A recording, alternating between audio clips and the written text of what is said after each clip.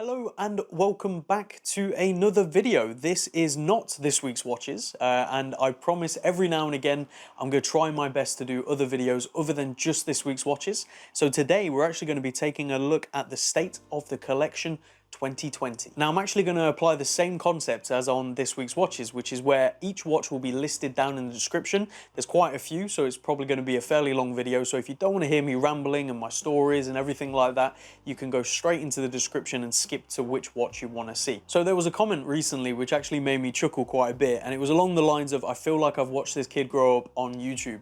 And it's pretty accurate. I mean, if you go on my channel, you will see there's videos that are nearly 5 years old. I've been doing this for a very, very long time, and it didn't start off as a company. It was never really the intention. I always wanted to develop in the watch world, but in what way I had no idea.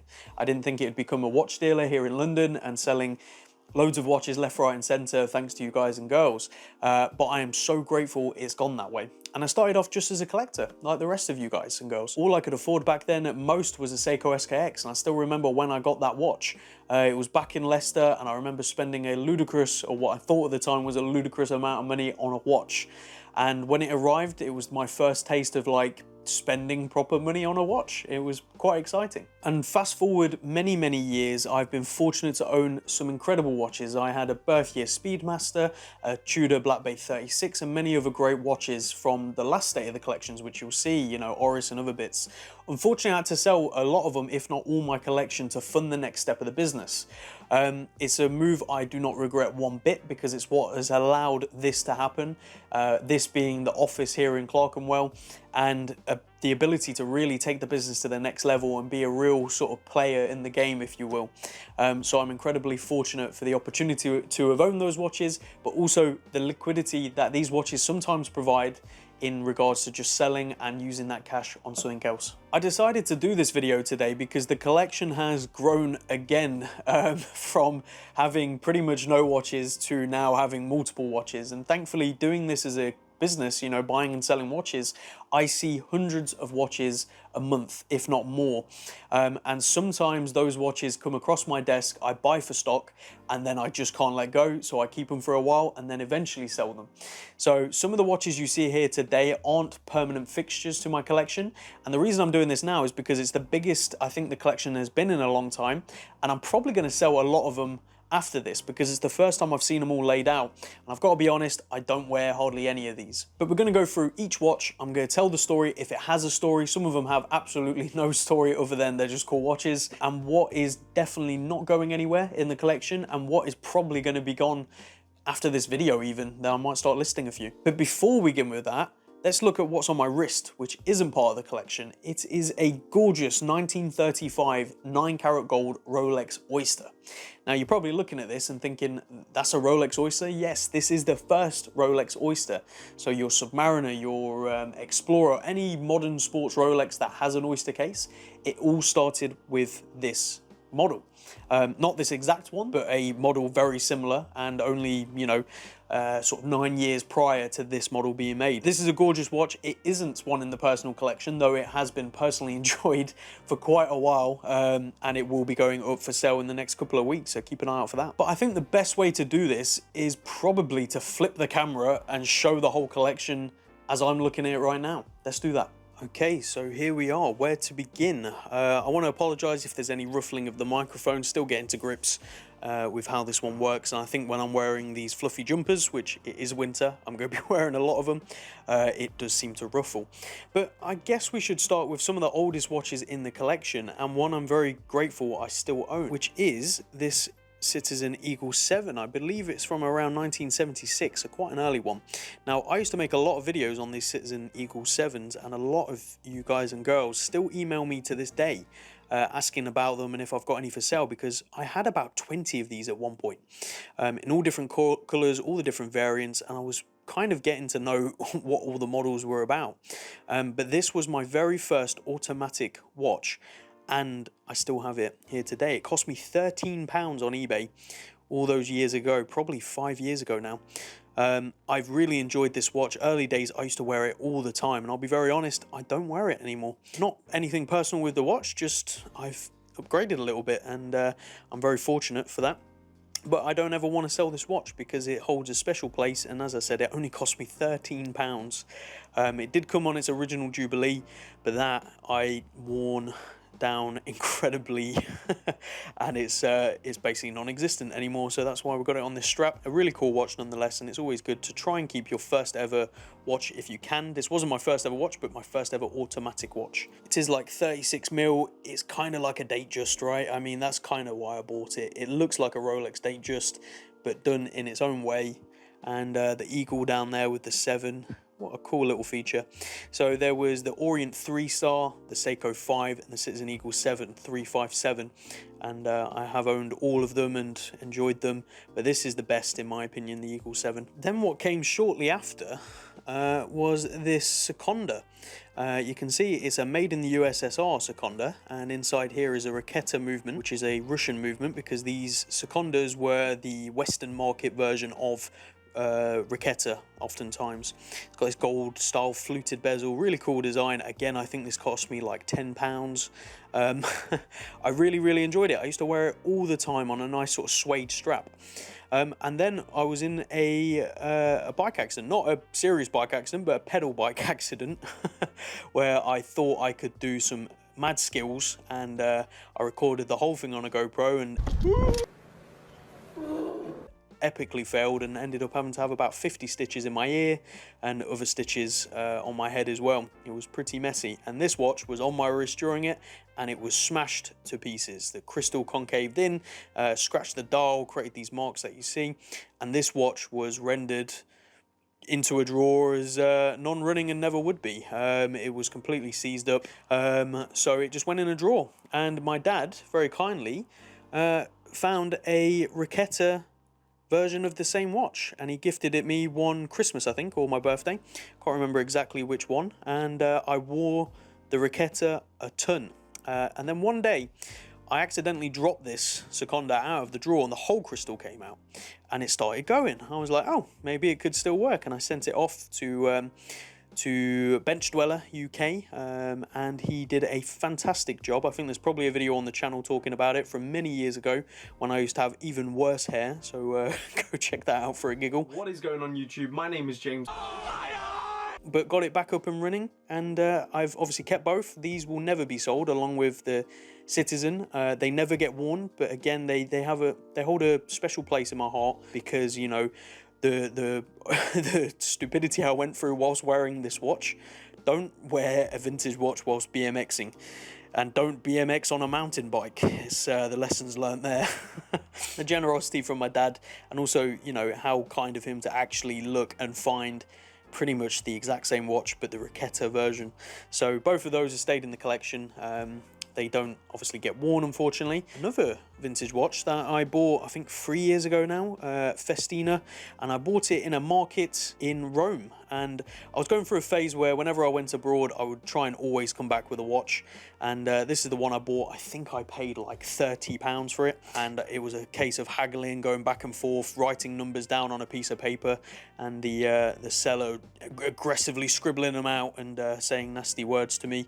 But eventually we settled on a price, and I bought the Festina.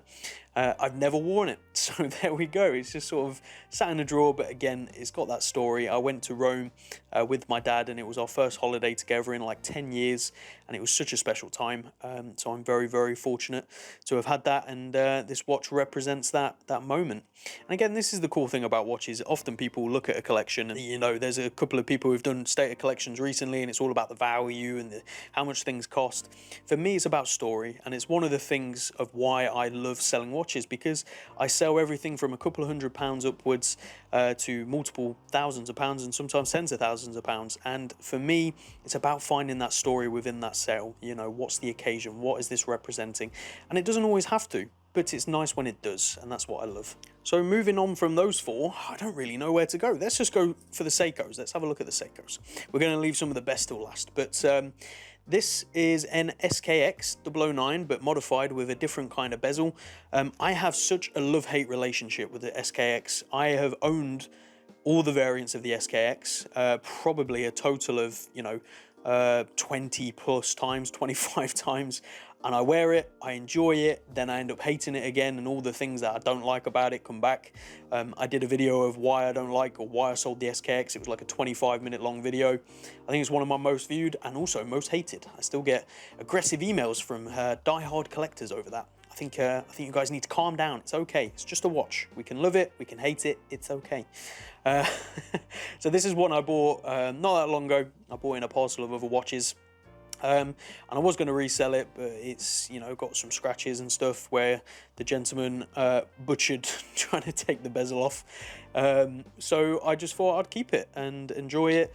And occasionally it gets some wear, but for the most part, it doesn't really get worn. This will probably end up being sold again at some point. And again, as I said, Seiko and the SKX, and Seikos in general, I go through phases and I end up having like 10, and then I just sell them all and then don't have any Seikos for ages, and then I go and get Seikos again. I just can't help it. They're kind of like that brand that are affordable, but also do really great watches, but then also they're kind of not that great. There's little things where you're like, that could be better. So I often love and hate Seiko all at the same time, which some may find conflicting, but hey, that's my collection. So as we're on Seiko, let's look at another one I got a little while ago. Again, completely spontaneous buy. I've had multiple monsters, most of them, and there was the ice blue monster, which I absolutely loved and I owned, and I ended up selling it, and I kind of regretted it, even though I never wore it, and went past a H. Samuels, which is a retailer here in the UK, and they had a sale on, and this was on sale at a stupidly low price. So I bought it and commenced the painful situation of them taking about an hour to take links out, because these are horrible pin and sleeves, and I think they even did it wrong, so when I got back I had to sort it out myself, because they had lost a load of the sleeves. I should have checked whilst I was in there. I do like the Monster. I think it's a great watch, and obviously it's a very divided watch because, I mean, the design, and that's why they call it the Monster. However, again, I just haven't worn it. I think I wore it the day I got it, and unfortunately it's just been sat at the bottom of the safe since, and I often forget I've got it. So again, that's another one that will probably end up being sold. Now onto a Seiko that does have a bit of a story. A really gorgeous black dial sort of UFO with this rubber inlaid bezel. Very, very cool. Again, with a lot of these, if I'm not mentioning references and stuff, they will all be in the description, so you'll be able to see what the references are if you are interested in finding these out. Or if I say something's for sale, again, email me. info@kibblewatches.co.uk. But anyway, this watch isn't for sale, and it probably never will be, because I did the work myself on it. So I've been messing around trying to learn how to take apart watches, put them back together, learning a few things, you know, realigning hands, replacing crystals, the basics. But this one I went to town on. I did the whole thing, replaced the crystal, refinished the case, completely stripped the movement down to nothing, and serviced and put it back together again, and it's actually keeping pretty decent time. So this was a watch that had a lot of love from me to do all that, because it wasn't the easiest process in the world. But because of it, it's a watch I wouldn't sell, probably because it would stop after a week, because I serviced it myself, but also because it's got that story now, and it's kind of cool to own something and wear occasionally and say, I did it. You know, this watch looks how it does and runs how it does because I did it. And it's quite a nice feeling, but again, it doesn't get much wrist time, to be honest, but a cool one to have nonetheless. Okay, now let's just get a couple of watches out of the way that don't have any story really whatsoever. Two black plastic watches. We've got the Casio. Again, I don't remember what it is. I'll put the reference in the description. This is just my gym watch when I actually used to work out and go running. I haven't done that in a long time, and I've put on a lot of weight, so maybe this is going to get some use again soon. But I think it cost me like £10, and it's a cool looking watch for tenner, really. And then a watch that probably cost around £10 one day in its life. This is a Swatch Black Friday. As you can see, it's still in its packaging. It's not sealed, but it's in its packaging. It's got its little box and stuff. I bought this because I saw a lot of people posting it, and it's a late 80s, early 90s Swatch. So you can see it's tritium, and the hands and the indices have aged beautifully, and the condition of this one is basically unworn. And I bought it with the intention of keeping, but putting it on wrist, I don't really like how they wear, and I keep doing it with Swatch. I keep buying Swatches and then realizing I don't really like them on me. I think they're cool, I like what they do. This one's gorgeous, but it just doesn't work for me, so that's another one that will probably be gone very, very soon. So it isn't staying in the collection, but there you go. So we've taken a look at some of the affordable vintage where I began, some Seikos, and let's go on to a watch that some people will know me for, which is this gorgeous 1975 Zenith Defy.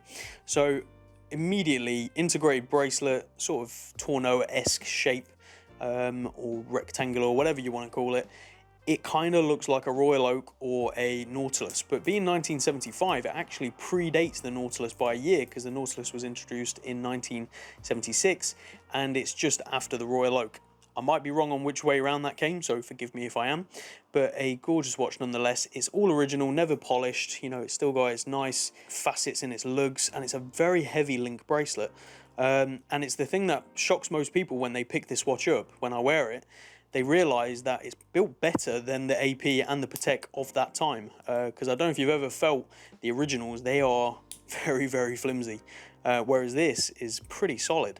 And you can see the bracelet comes down from the top of the case, which means all of that case back hides under the wrist. It's pretty interesting how it wears. Zenith sign crown, which is screw down. It's just a really gorgeous watch. And I actually bought, well, I traded a watch. So I was in a relationship and I got gifted a Tissot Visidate. Unfortunately, that relationship didn't last. So instead of just selling the watch, someone wanted that watch and they had this watch. So I did a trade, a straight trade for a Zenith Visidate for this. I absolutely love this watch, but I did sell it to fund another part of the business. I think it was the entry to the website. So I sold this watch and the gentleman ended up asking if I'd buy it back, and I did. And I didn't even get it back for a day before I sold it again. And that person enjoyed it for a long time, quite a while. And they messaged me probably 2 years ago now, asking if I wanted to buy it back, and I did, and I've kept it since. So this watch I traded a Visidate for, and I sold twice, making money both times. And now I'm just keeping it, and I've kept it for over 2 years now, and this is a watch I will never sell because it's such a gorgeous piece. Let's put it on wrist. Sometimes our watch just tries to come back to you each time, and this watch has done that. It's served me well, it's helped fund certain part of the businesses, but it has stayed in the collection now for a long time. And I want to keep it that way, so this is never going to be for sale. It's heavily worn, scratches all over, but I love it nonetheless. So from one watch that started out as a gift and ended up being what it is now, to a watch that is a gift, or was a gift, and I still own and have no intentions of selling. A really gorgeous Hamilton. This is the Khaki Field Mechanical 80-hour power reserve. I absolutely love this watch. I did a review on it. It's not the most reliable mechanically, mine isn't. A lot of people on that video said it's clearly magnetized, just demagnetize it. It's not magnetized. I checked and everything is just the movement. Mine unfortunately seems to be not very reliable, but it doesn't matter because I love the watch and I don't really wear it that often, but when I do, it's very, very enjoyable. I got this for my 21st birthday. Or was it my 22nd? I don't remember. One of them. 23 now, so I think it might be my 22nd. No, yes, maybe. I don't know. But I absolutely love it. I wear it semi-regularly. The finishing on the case means it never looks worn, really. Even after extensive use, I've seen people who've worn this every day for like over a year, and it still looks brand new.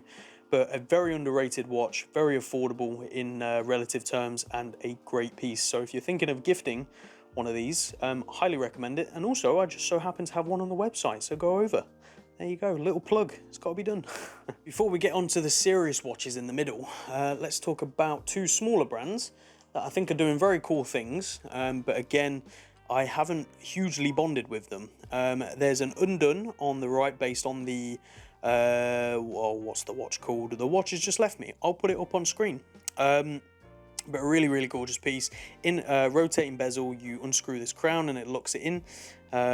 Just a cool looking watch. Nice Seiko movement. They're cool. But unfortunately, I just haven't bonded with it. I actually bought it for myself as a little birthday treat for my 23rd. I wore it for probably a couple of days and it just didn't connect. Sometimes these heritage models, the Hamilton I really connected with, but some of these heritage inspired models, they don't quite hit the mark, and unfortunately, this was one of them that didn't. Great watch, just not quite for me, so that's probably going to be sold at some point. Now to the WMT Watch Experimental Unit. This is their Milsub model. I was very fortunate to buy it off a good collector I know.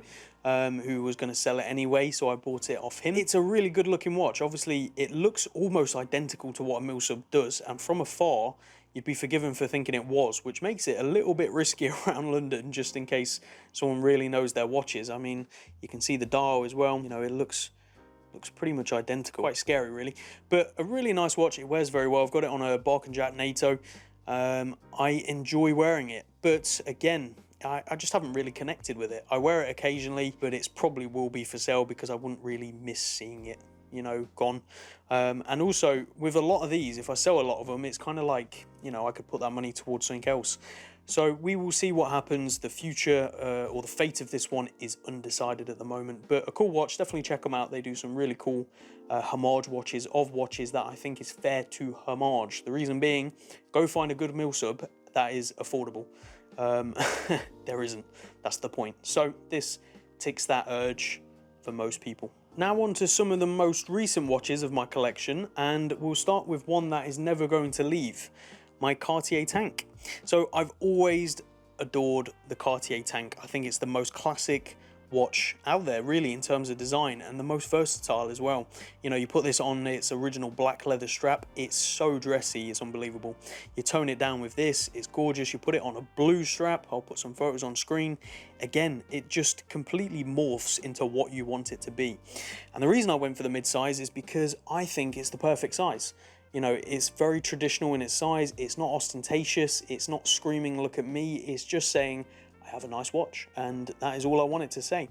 Right now I've got it on the Fears goat leather, very, very nice supple strap, which just looks gorgeous, blued hands, and this is the Quartz, which some people are surprised by, but for me, Cartier and the Cartier tank especially is all about the design, it's not about the mechanical movement.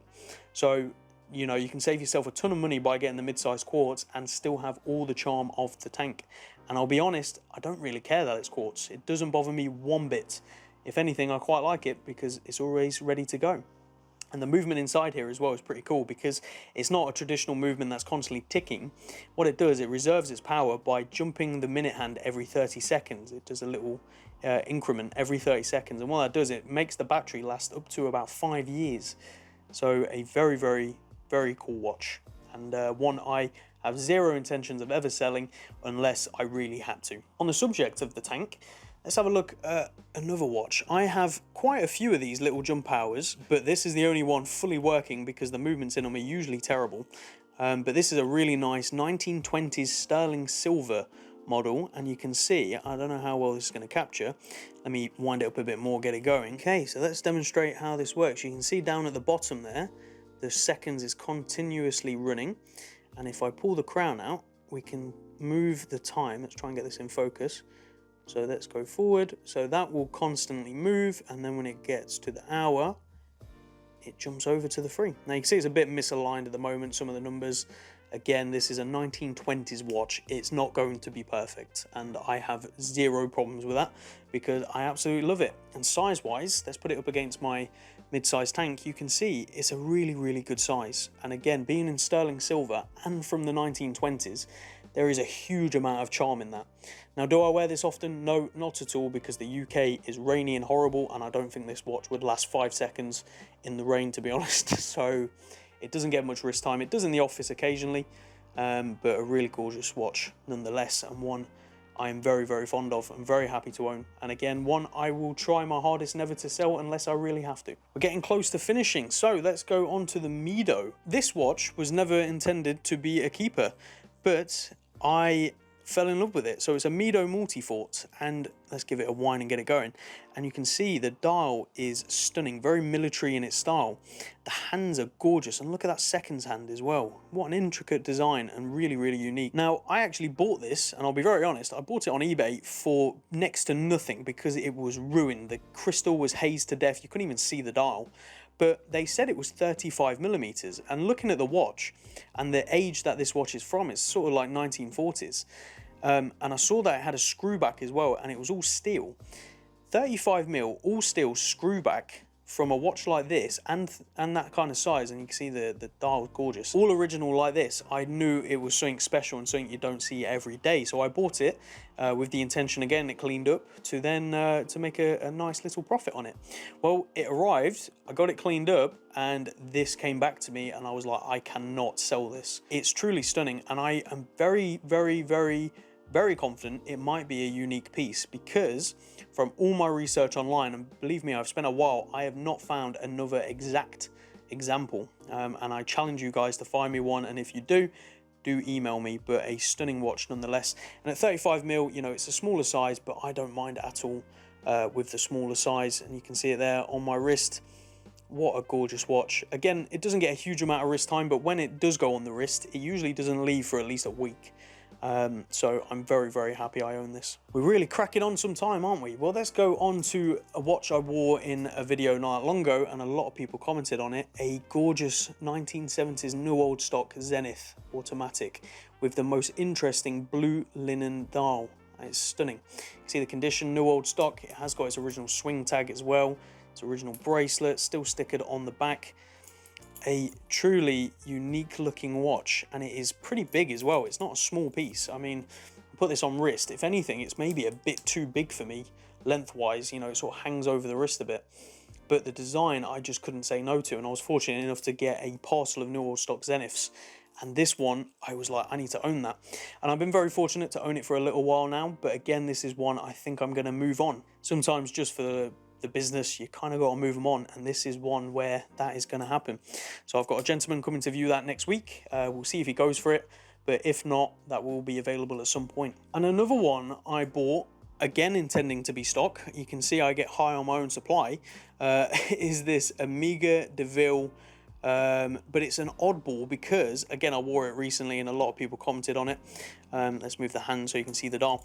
But it's an oddball because it's a mixture of so many Omegas all in one. You've got basically a dynamic case, but you've got a Chronostop function, and it's a de Ville with that crazy grey fume dial, and it's huge at 40mm. And I say huge for a 1970 watch because it was pretty big. Now, right now, the Chronostop is being a bit temperamental. It's not flying back as it should. So it's going to need a bit of TLC before it's ready, but it's on its original bracelet, and it comes with its original green de Ville box as well, which is super unique. Here it is on my wrist, and you can see it just looks stunning. What a cool watch this is. Omega crown, everything like that, all original. And really, really gorgeous. But again, this is one that was intended for stock but never made it, and has stayed in the collection and been worn a lot. But at some point it will probably go for sale, so it'll be sad to see this one go. I mean, this is one I would like to keep, so maybe if I sell the Zenith and a couple of other pieces, I'll justify keeping this for a bit longer, but we will see. So there you have it. That is the collection. I have no idea how long this video has been, so if you watched it all, thank you very, very much, and be sure to leave a comment. Let me know what you think. Let me know what you think my collection's missing as well. But that's the beauty of collecting. Always buy what you like. It doesn't matter what anyone else thinks. It doesn't matter if certain people collect a certain kind of way. You know, I know some collectors who have to have like one of each thing. They have to have a chronograph, a diver, a blah, blah, blah, and they're ticking off boxes. For me, it's all about design and what I love. So that is why a lot of these watches are a bit bonkers, because that's what I like. Also, forgot to mention, this doesn't include some of my more obscure sort of stopwatches and other trinkety pieces that I've collected over the years, which I have on my display here in the office, so I'll just do a scan of that for you guys to see. But that is it for today's video. I really hope you've enjoyed it, and I really hope maybe you've learned something, or you've seen particular models that has inspired you to go out and find it for yourself. So thank you very much for watching, and we will see you in the next one. Take care.